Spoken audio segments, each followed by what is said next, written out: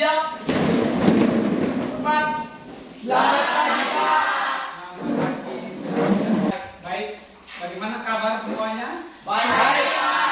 Ya, puji Tuhan kalau kita masih bisa dipertemukan hari ini dalam keadaan yang sehat, yaitu semata-mata karena kasih dan penyertaan Tuhan ya. Jadi sebelum kita mulai pada pelajaran kita tentang agama Kristen Protestan hari ini, kita juga harus melihat akan kebersihan yang ada di dalam diri kita maupun kebersihan yang ada di dalam kelas ini. Jadi Pak Guru mengajak Anda semua ini untuk melihat dulu, jangan sampai ada kotoran-kotoran yang ada di sebelah Anda punya kaki meja atau kursi dan lain sebagainya. Tolong dipilih. Tolong dipilih.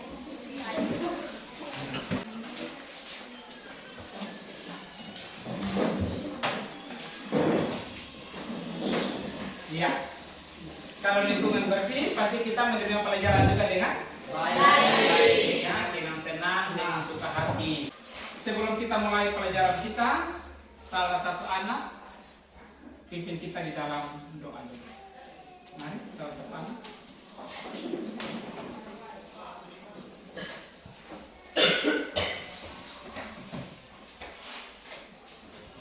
Teman-teman, sebelum kita mulai mata pelajaran kita, mari kita kepada Tuhan dalam doa.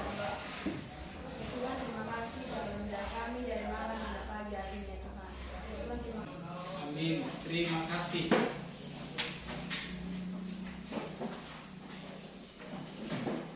Kita absensi dulu ya, Pak. Nah, siapa yang masih ingat pelajaran kita pada minggu yang lalu? Ada kira-kira yang masih ingat pelajaran kita minggu yang lalu? Saya Pak Ali. Agung. Ya, coba Agung. Kira-kira apa pelajaran kita minggu lalu? Mengenai tentang gereja. Tentang gereja. Apanya tentang gereja itu? Sebagai lembaga di bidang demokrasi dan yaitu memberitahukan kasih, perdamaian dan sukacita pada dunia. Ya, memberitakan kasih, perdamaian dan sukacita pada dunia. Ya, jadi pada dunia. Dunia yang dimaksudkan di sini adalah dunia yang seperti apa? Apakah dunia hanya melihat pada orang yang Kristen saja, atau juga semua orang di dalamnya? Ya, kalau dia katakan di dalam dunia, berarti siapapun yang ada dalam dunia itu kita harus memberitakan akan kasih, ya, sukacita dan perdamaian itu. Jadi kalau kita memberitakan Injil, bukan saja kita katakan, oh yang bukan agama Kristen tidak boleh mendengarkan firman, ya, tidak seperti itu ya. Tapi semua orang berhak untuk mendengarkan firman. Apakah dia mau melakukan itu dalam kehidupannya atau tidak kan sangat tergantung dari pribadinya. Ya, karena memang pelajaran yang minggu lalu kita masih ingat ya, yang pertama tadi menjelaskan tentang sikap gereja dan yang kedua juga tadi berbicara tentang ringkasan hukum kasih. Karena itu kita sekarang ini bisa pindah pada pelajaran kita yang berikutnya lagi, yaitu tentang bab 5 ya. Coba Anda buka buku paket yang ada di tangan Anda itu bab 5 tentang multikulturalisme.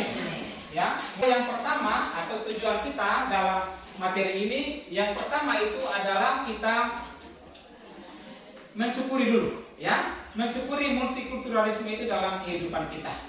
Poin yang keduanya itu masih sudah pada pelajaran inti kita, yaitu menjelaskan tentang multikulturalisme. Ya, tadi sebelum kita masuk di dalam materi tadi, Pak Guru sudah tanya tadi siapa yang belum pernah dengar, siapa yang pernah mendengarkan, ada yang belum pernah dengar, ada yang memang ragu-ragu karena memang dia belum tahu apa itu multikulturalisme. Apa itu multikulturalisme? Saya Pak Mira. Ya, Devira, coba. Multikulturalisme adalah istilah yang digunakan untuk menjelaskan pandangan tentang ragam kehidupan di dunia. Ada yang ragam dia di situ. Ya, jadi ada keberagaman tadi ya, ada keberagaman yang dimaksudkan itu. Baik. Kalau kita bicara tentang multikultur, ada kata multi. Multi itu sama dengan apa? Multi. Banyak, betul, banyak. Multi itu banyak. Kultur, apa kultur? Kalau bahasa Inggris itu kulture. Apa? Budaya, betul. Sama tadi. Kan, budaya. Jadi multikultur itu adalah budaya budaya, ya, kepelbagaian budaya, multi, banyak budaya. Kepelbagaian apanya yang multi, apanya yang kepelbagaian? Coba bisa tulis salah satu, berapa anak misalnya, coba maju di dalamnya sini, kira-kira menulis dulu, apanya kira-kira yang banyak itu? Coba maju. Apanya kepelbagaian? Apanya multinya itu?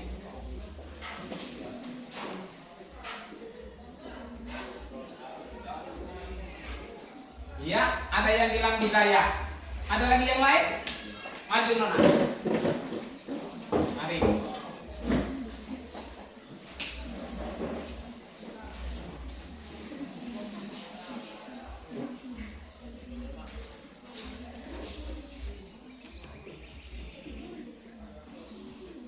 Oke. Ada lagi yang lain? Ada? Ya, ada. Masih ada.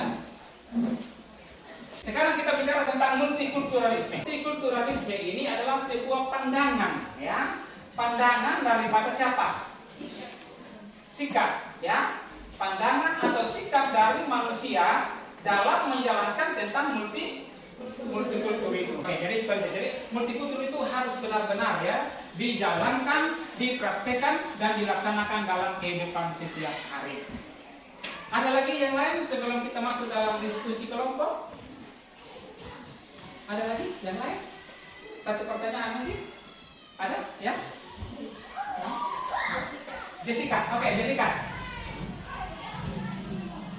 Kita sebagai negara yang berprinsip Bhinneka Tunggal Ika, namun kenapa masih ada di antara kita yang saling mendasarkan antara budaya yang satu dengan yang lain?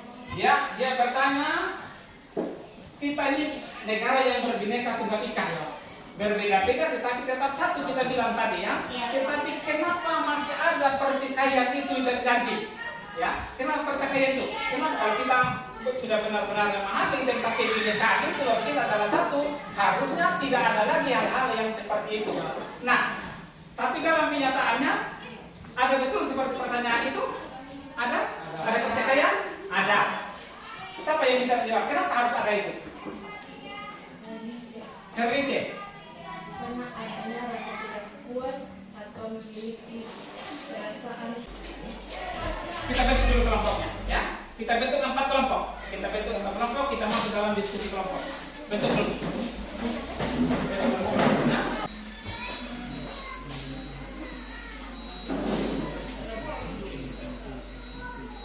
Kelompok 1 untuk mempresentasikan hasil diskusi kelompok mereka, dan kelompok lain untuk menanggapi mereka itu atau memberikan pertanyaan. Ya, mari kelompok 1 presentasikan hasilnya. Pak, ada pertanyaan mengenai jawaban kami. Ya, apakah yang dimaksud di dalamnya? Kita berikan aplaus bagi mereka.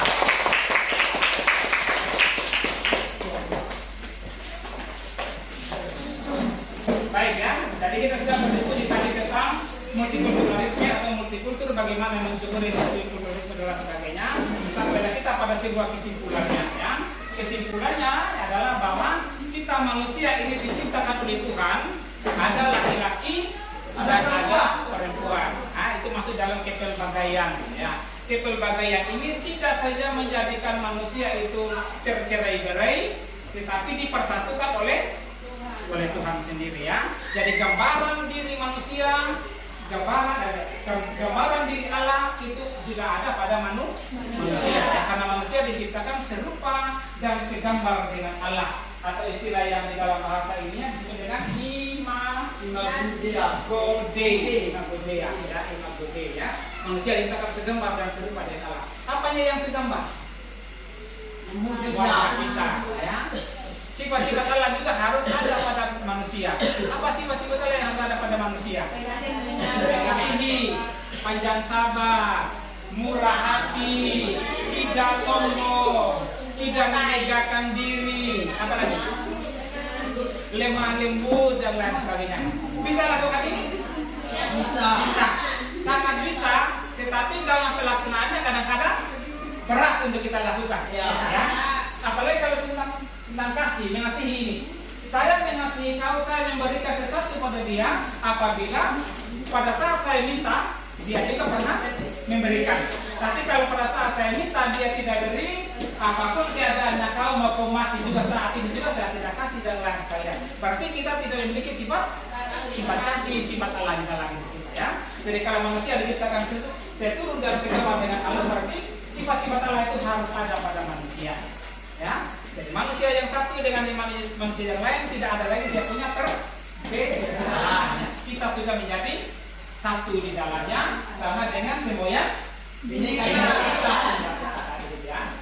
Oke, itu kira-kira ya untuk hari ini.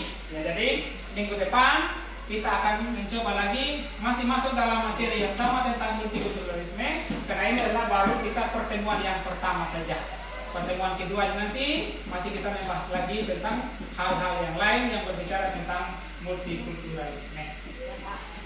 Mungkin itu saja pertemuan kita hari ini. Jadi sebelum kita menutup, mari salah satu anak untuk pimpin kita lagi di dalam doa.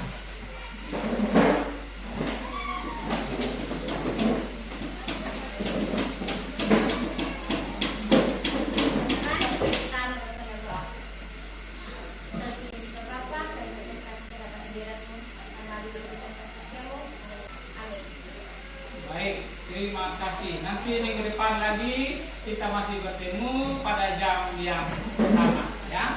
Mudah-mudahan kita masih tetap diberikan nafas kesehatan oleh Tuhan untuk kita menikmati kehidupan sampai dengan saat ini ya. Oke, pertemuan kita hari ini hanya sampai di sini saja. Terima kasih dan salam. Siap.